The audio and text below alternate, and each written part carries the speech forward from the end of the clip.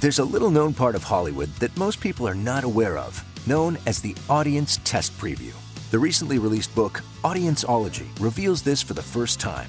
Our podcast series, Don't Kill the Messenger, brings this book to life, taking a peek behind the curtain. And now, join author and entertainment research expert, Kevin Getz. Hi, everyone. My guest today is an enthusiastic, infectious, just delightful, and inspirational woman, Ellen Goldsmith-Vein. She's the founder and CEO of the management company Gotham Group and a prolific political fundraiser and champion of many charities. Ellen is both television and film producer. The Maze Runner film series grossed $1 billion at the box office worldwide. Ellen also produced films including Stargirl and its sequel, Hollywood Stargirl, Wendell and Wild, Abduction, and my best friend's Exorcism, along with the Spiderwick Chronicles.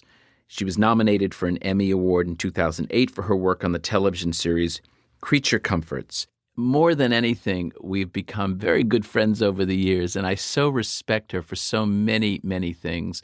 Unfortunately, this is not a visual medium, but I will say that I mostly respect her style. And her fashion sense. She looks so beautiful today. Hopefully some of you will be able to see her because we'll post this. Hi, Elle. Hello. I'm just so happy to see you that I was just overwhelmed with glee. I was peeling with mirth as I was leaving the house. I said to my husband, John, who's maybe even more obsessed with you than I am, I'm going to see Kevin Getz. Where? On his podcast. But podcasts are recorded, Ellen. They're not live. And I said, well, I get to see them because we're Zooming. I'm a very visual person. I like to see things and see people and look in their eyes. And to me, that is part of my communication, you know? Right. Totally. Well, I am just happy to say that we are very like-minded people, you and I. Oh, gosh. And we are. It was kismet when my colleague and one of my partners, Lee Stolman, introduced us because I immediately was just taken by how whip smart you are and how you have this ability to retain information and to endear yourself to filmmakers and audiences alike. And it's such a tightrope to walk. The balance and skill that you have, you're like Philippe Petit walking between the World Trade Center tower. Well, I feel like I should be the guest on your podcast because you are just a delight. And what a lovely, lovely thing to say. Elle, forgive me for being so familiar, but I have to say, we do have a very like-minded sensibility, but we also, the two of us, come together on so many things politically. And I definitely want to talk about that as we get into the show today. I do want to start with the fact that you are, I believe, the first woman to own the size of management company that you do. I think you have almost 50 managers or people that work in your office. And tell me how that started. Like, where did you get the vision to start a management and production company? You know, it's interesting because this is our 30th year in business, which I know is shocking. 30 considering years? 30 years this year. So I tell this story all the time, so it's sort of slightly redundant, but I have had kind of this early midlife crisis, and I left banking thinking that I was going to go into the entertainment industry and it would be much less stressful. So I called my father and I said, do you know anybody in entertainment? And he said, I know this one guy. Really? Who was that? Jim Wyatt. So he introduces Not me a bad Jim. person to know, Jim Wyatt, And who ran, of exactly. course, which ICM. agency? ICM. And Jim was at ICM at the time. And I think he was just running the motion picture department. Yeah, worked closely with Jeff Berg. Yeah. And so I went in and I met with Jim, who had maybe 5 seconds for me before sending me off to meet with the HR people. Now, since then, Jim has become a great friend, and he was on the board of my husband's company, Market Share. And what I discovered was that in entertainment, you really start at the bottom. I had no idea. I thought, I was going to breeze in a suit and an Hermes scarf, and I was going to be running this agency within like 2 weeks. I literally believed that, which may be one of my superpowers. And I ended up taking a job at the William Morris agency, and also thought that I was so smart that I skipped over this step of, at the time they had this thing called dispatch, where you would go and deliver packages, and you worked in the mailroom, then you'd go into dispatch, which is, by the way, where I met Lee Stolman. He was an agent trainee at William Morris when I was an assistant at William Morris. And I thought, well, I'm just so amazing. And they clearly recognize that at William Morris. And therefore, I've skipped these steps and I'm going right to work on a desk, which is what everybody wants to do. And I did. I went to work in TV packaging, working for a young guy named Topper Taylor. And Topper— That's whose desk you covered? I covered his desk. He had just been promoted, and he was, I grew up in La Jolla, California, this small community. I went to school in Virginia and then at UCLA. And he was like pages 6 and 7 of the Brooks Brothers catalog. So he and I got along famously. From Palo Alto, I was from La Jolla. And although we had the Bruin Trojan rivalry, he was a great guy and represented a lot of really interesting people. Like who? And then I worked for Mark Itkin and Bob Crestani. And so I really learned a lot about the television business. But what I also— He was a literary agent? He was a TV packager. So he really covered kind of cable and syndication and all of the sort of the stuff that nobody else really wanted to do. And one of those things happened to be animation. So a couple things happened. One, Bob Crestani said to me, you're a smart girl, but it's going to be a long time before you ever get promoted here because you didn't go through the right track and you're not a trainee. And I was like, okay, well, that's not going to work for me. And because Topper had this really interesting business, and particularly in the animation space, a space that I had been interested in since I was a kid, watching the Jetsons and the Flintstones and all those great Warner Brothers cartoons and Tex Avery. I was really quite taken with animation, and particularly Peanuts and Charlie Brown, which were my favorites then and my favorites now.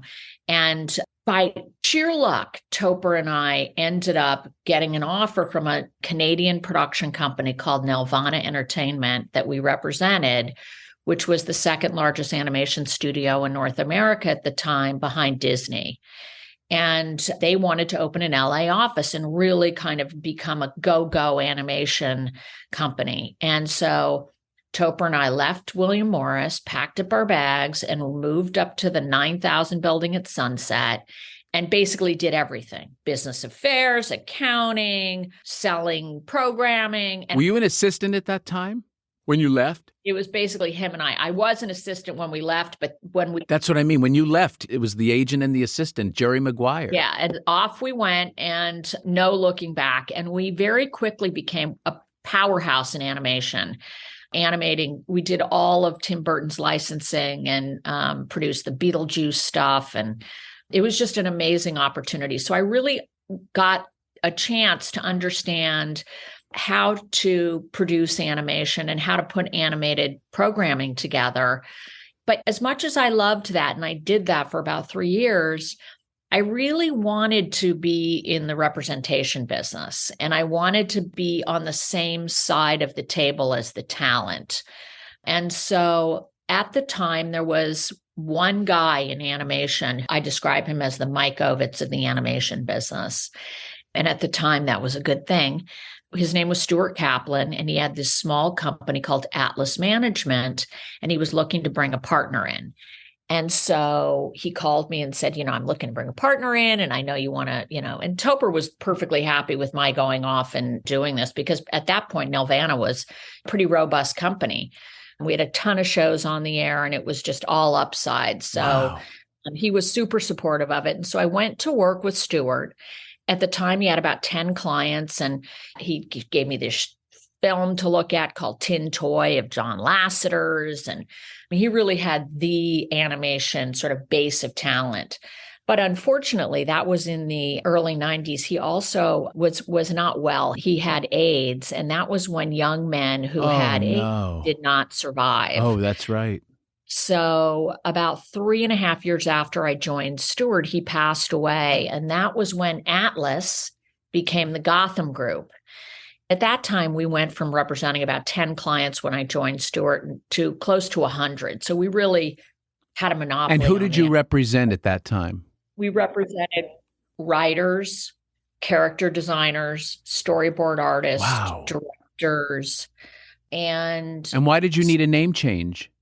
I had to switch the companies over from Atlas to Gotham. And Stewart was a lawyer also. And Atlas was a management company. Gotham was an agency. I see. The law wanted you to have a real distinction between agent and manager. I remember then that whole thing was going down. Right. And I remember actually pretty distinctly at the time sort of trying to make the decision about what made sense. But because we were spending so much time procuring employment for people, I mean, that was what we were doing. Agency seemed right for you. Right. And Stewart basically was like, do whatever you need to do. Because really right after I joined him, he basically didn't really work at all after that. And it was so interesting too, because a lot of his clients were like reticent to speak to me. And like they didn't want to talk to me because Stewart was like the man. And I had to really like win them over. So Atlas became Gotham. How did I come up with the name Gotham? I was sitting in the Gotham Bar and Grill in New York, and my lawyer said, I need to set up a company for you. What do you want to call it? And I was like, Gotham. I thought this was going to be a much better story, something with Batman or... Well, it's super cartoony, so I figured, well... It's a great name. I mean, it is what it is. So alas, Gotham. And then we just, sort of quickly continued to grow. And in the late 90s, I started getting a lot of calls from people at the agencies and other management companies, Brad Gray at Brillstein Gray. And in fact, I negotiated a whole deal to merge Gotham into Brillstein Gray. I also met with ICM, which was fun because Jim Wyatt was in the meeting. And of course, full circle. Yeah, full circle. I want to just circle back, though. You start this company, you morph the company. It sounds like you were listening to where the business was going and picking a lane for yourself, because what Gotham Group is known for, a lot of YA, a lot of graphic novels and cool stuff. It has that vibe to it, that rep to it. Was that by design? Well, because the company was founded in the animation space, and that is really the cornerstone of our business. And this sort of goes back to this story about how I started getting all these calls from these other larger agencies who were like, animation, maybe that's a thing now. And I ended up merging Gotham into AMG, which was Michael Ovitz's sort of, as I always say, misadventure into the management business. And we became a management company. And it was at that time, Kevin, that we started representing publishing houses. So ingenious, though. No one really was doing this, right? No. And by the way, to be honest with you, no one cared about the animation business either. And now it's, My dear, I am well aware, but you were the first, really. So yes, I'm the pioneer. No, absolutely. And I think that is so admirable, so admirable. Thank you. And so I think I saw like, here's another opportunity to be able to represent content creators in a different space where people are less interested. Everyone was chasing movie stars and directors and fancy writers. And the other thing that I discovered at AMG, where there were many fancy directors and writers and actors, they all wanted to be in the animation business, or they wanted to write a graphic novel. So John Ridley wanted to write a graphic novel, and Matthew McConaughey had an idea for an animated television series. You found the white space, and that is so cool. Let the listeners hear that, like find a place where, and I love what you said before, nobody wanted to do initially what you all wanted to do. Syndication and cable was not the sexy part of the business, and that was a white space. And then now, then you find the animation space, and then you leverage that into something else. That is such good business practice. I try to use that philosophy at Screen Engine ASI. as well to try to find those places where competitors aren't going and where there's genuine opportunity. So it's a great business lesson for folks. Oh, yeah, absolutely. And I mean, we sort of quickly grew to be the destination for picture books and middle grade and YA.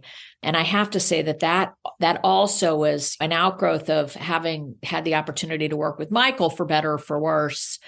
And also one crazy sort of random circumstance where I got a call from a friend of mine who was working for Steven Spielberg. And she said, yeah, I'm trying to figure out, there's this author illustrator who is going to do the cover for a book for a charity of ours, the Starbright Foundation, and he needs somebody to make a deal for him. And I can't think of anybody like who can do that. Do you think you can do it? And she introduced me to this wonderful author illustrator named Tony DiTerlizzi. And Tony is literally our longest running client in that space. He also happens to have the distinction of being the co-author and illustrator of the Spiderwick Chronicles, which was our first movie. And you're doing something else with that now, aren't you? Reimagining it, right? After many, many years, we finally managed to levitate it again as a television series with our incredible partners at Disney and Paramount Television Studios. I'm really excited about it, and I hope that audiences are going to really enjoy this new version, this sort of refreshed version of Spiderwick. But I feel like so many times along the way, just being open to, this is something that I always think is really valuable, is you never know with people like what you're going to encounter, right? Sometimes we get calls and we're like, oh God, I don't want to talk to this person, but it ends up growing into something that you have no expectations of. Absolutely. So being open-minded, being expansive, and taking a couple of minutes for people, I think is really, really valuable, not only for them, but for those of us who are in the universe of trying to create programming and content that people want to show up and watch. Happy accidents in a way, right? And I think we might have first met at the screening of Spiderwick Chronicles. Would that be possible? Were you there? Quite possible. And that was... It was such a good movie. That was so well done. I think we were out in either Laverne or La Habra. La Brea. Yeah. But I remember because it was a location that I don't believe we had ever been to. I think I was working for NRG at the time. It was NRG. Yeah, and it was so that. many years ago, though. And I loved the community. It was a great community of folks, of audience. And so it was a happy accident also to stumble upon that location. And then the movie played like gangbusters, if I recall, right? I have to say that movie was beautifully executed at the highest level. I mean, we had such a wonderful team of people working on that film. And that was our first movie. It was a $125 million movie. And we haven't made a $125 million movie since then. So, were you hands-on? Were you on the set every day?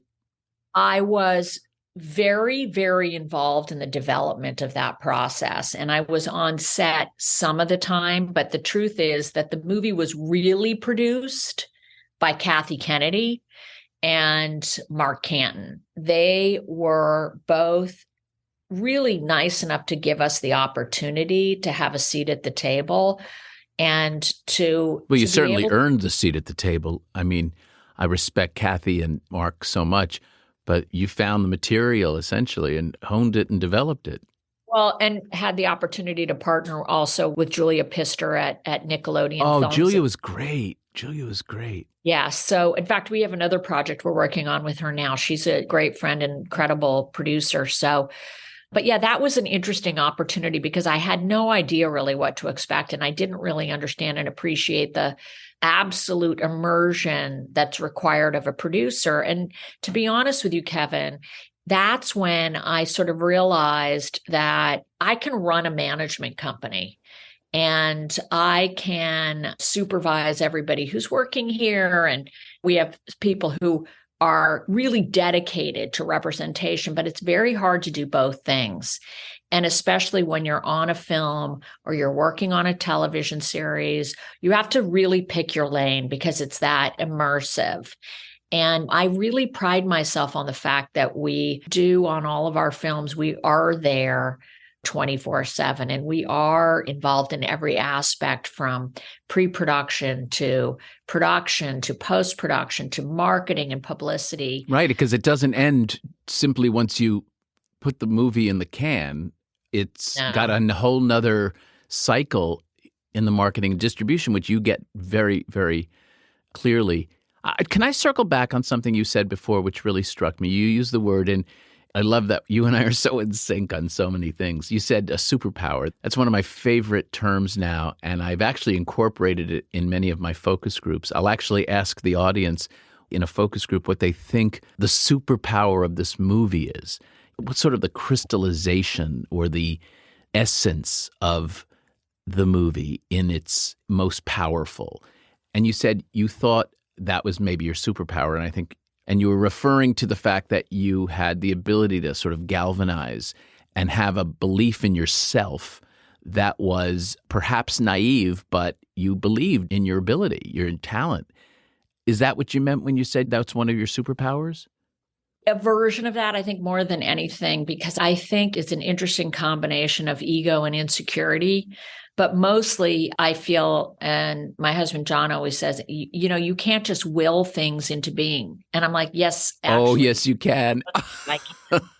And the truth is, I really believe that if you believe in something, you can rally people around that cause. And I've seen it happen in the political specter, and I've seen it happen in the professional specter, and I've seen it happen in the personal specter. So I do think that one of my superpowers is just really being able to sort of gather all of my Bring energy. all these pieces together. I said galvanizing, but here's your other superpower. You are an enthusiast. You're a champion. You're inspirational. I always smile when I know we have a meal on the books or we are doing something where we're going to see each other, because you bring such joy to the table and such a sense of energy and enthusiasm. And I so love that about you. And so people want to be around you. They want to be in your circle, in your aura, in your light. It sounds a little airy-fairy, but I actually believe that. Thank you. Well, I feel like I love what I do. I love the people that I work with. It's so clear that you love what you do. But it goes even beyond that, because it's not enough to love what you do, but you have to also be great at it. And that seems to be where both of those superpowers come to be. And I agree with you, by the way, about this notion of willing something to happen. I just want to share a very quick story of a movie that I produced years ago called Wild Iris. And Wild Iris started as a play. And the play was called Bluebird Bridals. It was never produced, but it was written by a writer whose play that I'd produced and was in as an actor years before is Kent Broadhurst, a New York playwright. I did a reading of it and loved it. And at the time, I think Fried Green Tomatoes and Steel Magnolias were sort of out. And I said, it's kind of in that realm, which tells you right now that it has absolutely no reason to exist theatrically. And at the time, there were very few places that would make it other than, say, Showtime or HBO, right?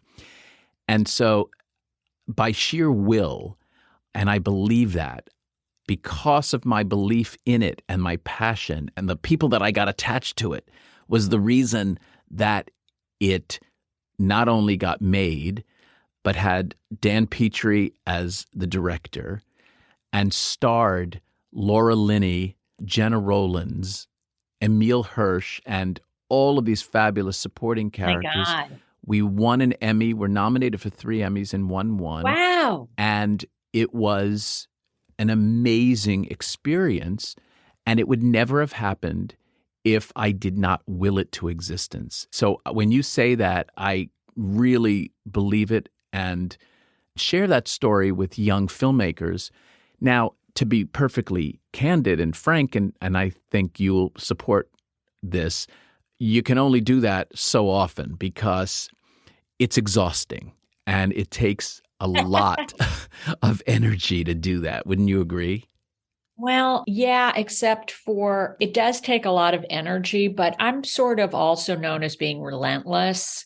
So if I'm in the pursuit of something, whether it is a piece of material that I want to produce or a writer for something that we're producing, or in support of one of the managers here trying to sign someone, You'll go at whatever lengths it takes to do it. I will, including that pair of Gucci sandals that I really want that are sold out that you can't find anywhere. You know what I mean? So Do I know what you mean? Of course. We're talking like, Gucci sandals.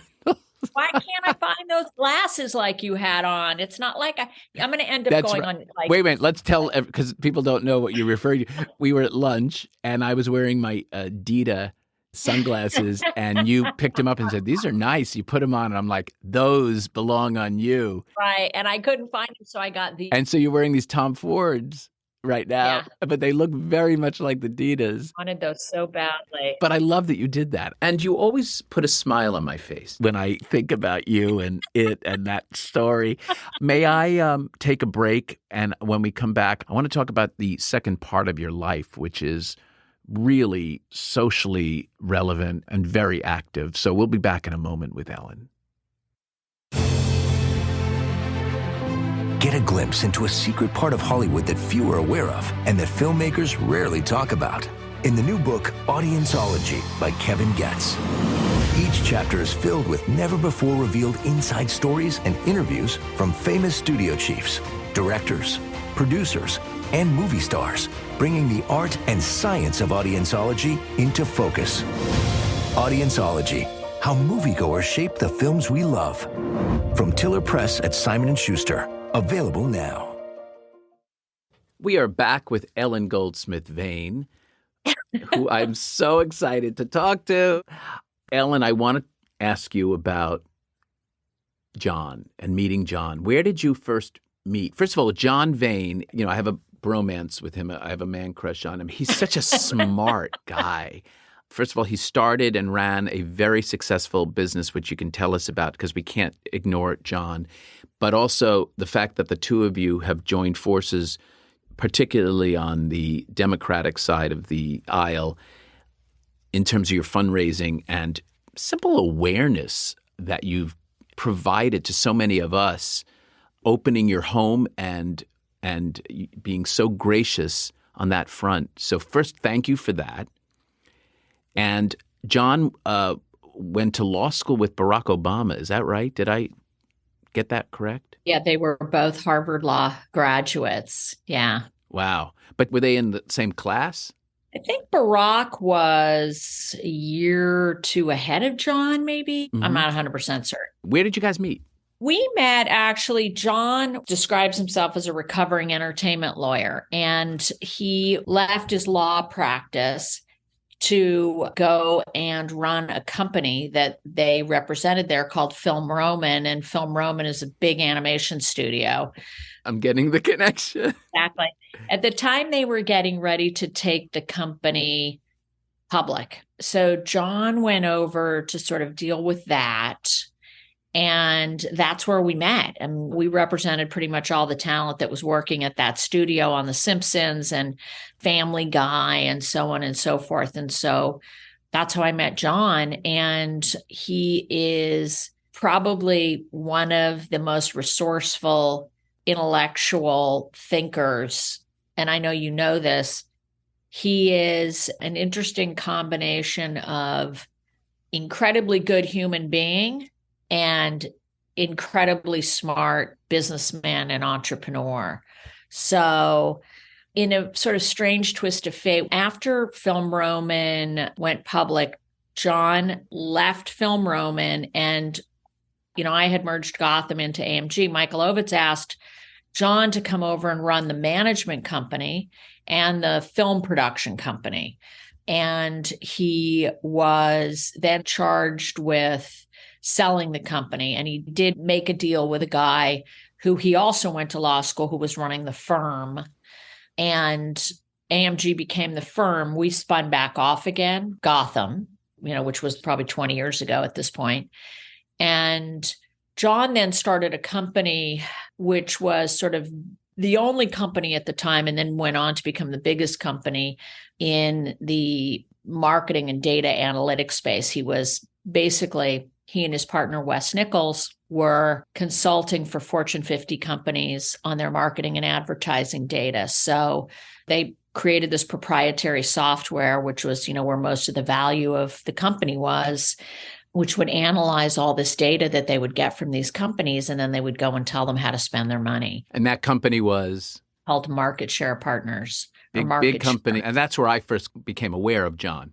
Right. And he did consult for some of the studios and things also, but I think in a different way than what you were doing then at NRG and now at Screen Engine, which I think is more audience dependent. And theirs was more, I think, based on actual hard data. They were a measurement company more so. Yeah. And we're more of sort of an insight company that provides diagnostic resources. And how did you guys get as politically involved as you are? Yeah, John's been politically, he's always wanted to be in public service. And did he ever want to actually run for office? Well, we'll see what happens in the next handful of months on that. I think he's sort of weighing some options, and, he's still very active in politics in Los Angeles. And we've been big supporters of Karen Bass's for, I want to say my daughter's 23 now. So for at least 20 years. I know you were, because I saw him most recently at an all-guys dinner at Eric Paquette's house. It's an annual thing. And he was there, of course, with the mayor, Eric Garcetti. And the three of us were kind of palling around and talking a great deal. And I saw his real strong support of Karen, meaning John's real support of Karen. Eric hadn't come out yet with who he was going to support. But it was a really interesting conversation. I always loved John's perspective. So he's always had this passion, but then you got involved in it as well. And I've been at your home, I know, with Kamala Harris. I've been at your home with Dianne Feinstein and others. Right. I love what you always have done in that realm. Yeah, I think it's really important. And I also think it's been great for my kids, who are real activists and dyed-in-the-wool Democrats who are true believers in democracy, and they really care. So I feel as though in many instances where maybe we haven't won an election for a candidate that we've supported, what we have been able to do is provide an opportunity for people, and especially young people, to learn and to rally around those things. Well, that's why this is not even a political question. When I ask and talk about you're on the side of the Democratic side of the aisle, what it's more comment on, at least from my perspective, is just how involved you are and how aware you're making people like myself. That's a real service. I'm on the board of the World Affairs Council of Los Angeles, LA World Affairs Council in Town Hall. And one of our missions is to promote the value and the resources of Los Angeles, but it's also to bring the world to Los Angeles, meaning the great conversations around countries, protectionism, the economy, the war in the Ukraine, for example, the threat and the tensions with Taiwan, for example. So where do you see yourselves, or are you going to be too circumspect about that? Where do you see yourselves going in the future? I've got my hands full here with this Gotham Group thing. So I think for me, I want to be able to continue to work with the organizations that I have been committed to for a long time, particularly around girls and women and the arts and underserved youth in Los Angeles and nationally. And I am right now almost entirely focused on gun safety. And I think everyone hopefully is. It's shocking that we live in a world where we wake up every day and there's some sort of new reporting on these tragic events that are taking place in schools and other places. So, but I think in terms of actually whether or not John's going to run for office, we'll see sort of where he comes out on that. And it's sort of a process of kind of identifying, I think, what opportunities are there. Sure.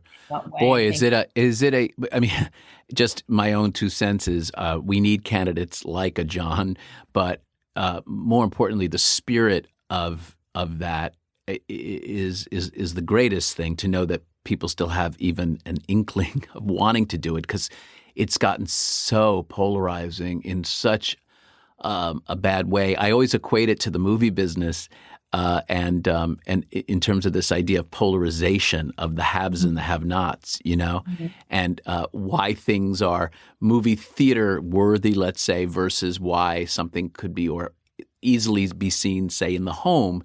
And you're really seeing that huge disparity. So I think as a culture, we're moving more into that sort of polarity. Mm-hmm. I totally agree with you. I think John's work runs the convention center and tourism boards or has for Eric, and sort of in the inner circle with Karen on a lot of the issues around Los Angeles as an economically moving forward, and particularly involved in the area of homelessness. He ran this thing for Eric Garcetti called Project Room Key during the pandemic, where Eric basically called and said, listen, do you want to help me try to get some of these homeless people off the street and into hotels? And so John went, and I think they managed to get something like 4,000 beds, and which is really quite astonishing. But I mean, in terms of what you were saying about being polarizing, I think in a way I kind of liken running for office as being a director, which I'm not, which doesn't mean I never would be, but you make a movie and you can make one bad movie and you're on everyone's don't list for God knows how long. And you were about to say shit list. Yeah, exactly. And the same thing happens with our candidates, and you get picked over. Every little thing that you do is scrutinized under a microscope. And so I think it does give one pause to say, do I want to go through that? It's not even about the issues. It's about trying to trip me up. I'm sure you feel that in business sometimes. I do. Someone told me that the great definition of an entrepreneur is the equal makeup of paranoia meets self-doubt. Uh-huh. And it really is kind of true. And there's never a shortage of people gunning for you, saying, how can we knock him down a few pegs? I could never imagine running for public office because of that. Maybe I have too thin a skin or something. I don't know, but I think what you're saying is really true. And I think just going back to what we were talking about earlier with Gotham and the fact that we're going to be 30 years old and had a lot of headwinds as a woman in a business that people looked upon as being adjunct to the entertainment industry, animation and the kids programming business, and wanting to be a producer and be taken seriously. And you meet with such disdain and disregard and disrespect. And, it's very, very hard, just like you do when you believe in something. And as we do in our country and democracy, you got to buck up every day and get right back up on that horse. What do you say to your young gals that you're mentoring, the young women that you're so active in promoting and wanting to give that opportunity to? And that's the other thing. I mean, it's like providing opportunities for people. It's so hard to get a foot in the door in the entertainment industry, which is why anybody anytime calls me and says, hey, my kid's looking for an internship, I'm like, we've got one, because I just want to provide a way for people to get in the door, because I remember how hard it was for me, and I had Jim Wyatt. I love the fact that you feel you've been given those blessings, those opportunities, and of course you have to pay it forward. And I'm the same way. You and I are very much cut from the same cloth. How can it possibly hurt you to do something nice for somebody else? It doesn't. It's very easy. It's very easy to say yes. And I don't need the sort of psychic baggage of saying no to people when it's just as easy to say yes. So, I mean, what I would say to any young woman, and I say this all the time, is if you believe in something, make it happen. Go make it happen. But also, don't worry about what the guy over there is doing or that one over there is doing. Just keep your eyes on your own paper. Just focus on what you're doing and not what everybody else is doing. And ultimately, I think that is how you can create success for yourself. My mom always used to say it's an inside job, and it really is. Well, I think this is about as good a place as any to sort of end this discussion, because that's inspirational talk. I have to say, Ellen, you are just a joy. You are an inspiration as a professional, but even more so as the woman that you are. And I just Absolutely love you. I'm thrilled we're friends, and I can't wait to have the dinner with the four of us. I think it's on the books finally. And Yay! 4 really busy people trying to organize a dinner in Los Angeles. It's, God, I think running for public office is a bit easier. But Right. listen, thank you so very much. Thank you for having me. What a treat. And to our listeners, I hope you enjoyed our interview today. I encourage you to check out Ellen's wide body of work. For other stories like this one, please also check out my book, Audienceology, at Amazon or through my website at kevingets360.com. You can also follow me on my social media at kevingets360. Next time on Don't Kill the Messenger, I'll welcome Mark Gordon, film and television producer and former president of the PGA, Producers Guild of America. Until next time, I'm Kevin Getz, and to you, our listeners, I appreciate you being part of the movie-making process. Your opinions matter.